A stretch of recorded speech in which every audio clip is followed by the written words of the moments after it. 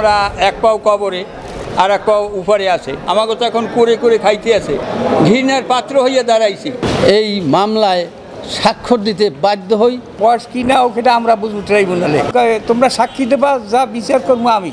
হয়তো আপনারা বলতে পারেন যে এখন আসছেন কেন, এখন আসছি এই আমাদের বয়স হয়তো আমরা এক পাও কবরে আর এক পাও উপরে আছে।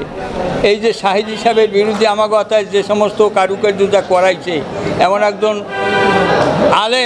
আলেমের বিরুদ্ধে আমাকে যে সমস্ত কাজবাজ করাইছে, আমাকে তো এখন করে করে খাইতে আছে, কবরে পড়ছি। আমাদের আত্মীয় স্বজন যারা আছে, পাড়া প্রতিবেশী, দেশবেশী, সবাই আমাকে ঘৃণা করে, ঘৃণার পাত্র হইয়া দাঁড়াইছি। এক দারোগা আইসে গাড়ি লই আপনার পারে আর যাইতে হইবে, আমি পারে আর গেছি কী ব্যাপারে সাক্ষী দিতে হইবে। তখন তো সাইদির চিন্তামো না, সাইদি কেডা নাকি শুনছি একজন ভালো বক্তা, ভালো আলেম, আমার বাপের কাছে শুনছি না সাক্ষী দিতে হবে। বয়স কি না ওটা আমরা বুঝবো ট্রাইব্যুনালে, তোমার সাক্ষী দেওয়া। সে অনেক ধরনের গালাগালি আমাকে বেলাড়ি বাস্টারকেই গালাগালি করছে অনেক সময়। ট্রাইব্যুনালের এডিশনাল আইজি সানাউল্লাহ, শহীদ হায়দার আলী, তারপর সাইদুর রহমান, রানা দাশগুপ্ত, এরাও আমাদের অনেক প্রসার দেশে সাক্ষী দিতে হবে।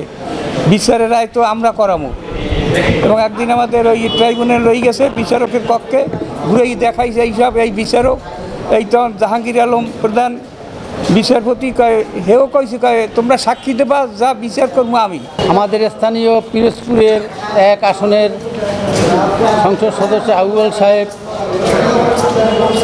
আমাকে বাড়ি থেকে খবর দিয়ে তার বাসায় নেয়, বলে যে তোমার একটা মামলা করতে হবে দেলোয়ার হোসেন সাঈদীর বিরুদ্ধে, মানবতার বিরুদ্ধে। যে আমার কোনো সক্ষম কোনো ছেলে সন্তান নাই, আমি আর্থিক দিক দিয়ে তেমন একটা না, আমি মুক্তিযুদ্ধে ছিলাম, মুক্তিযুদ্ধ করেছি, এই বিষয়ে আমাকে ক্ষমা করবেন, আমি এই দায়িত্ব এত বড় মিথ্যার ভিতরে জড়াতে চাই না। তারপরে সে আমাকে হুমকি দামকি শুরু করে, তোমার এই মামলায় বাদী হতেই হবে। নানা রকমের তাদের লোকজন দিয়া চাপের মুখে আমাকে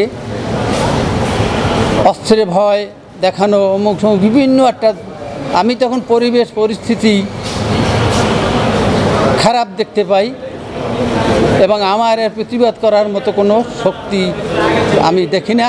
সবাই মিলে এমনভাবে হুমকি শুরু করছে, তখন আমি বুঝছি যে আমি এখান থেকে রেহাই পাবো না, বা আমার ক্ষতি হবে, আমাকে মেরে ফেলবে, আমার পরিবারবর্গ মেরে ফেলবে।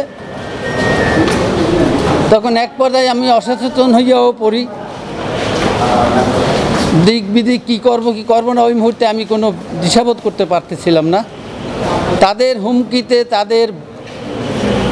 আমারে মারার হুমকি, বিভিন্ন হুমকির কারণে শেষ পর্যন্ত আমি এই মামলায় স্বাক্ষর দিতে বাধ্য হই। দেশে দেশে সবার সাথে দ্য নিউজ।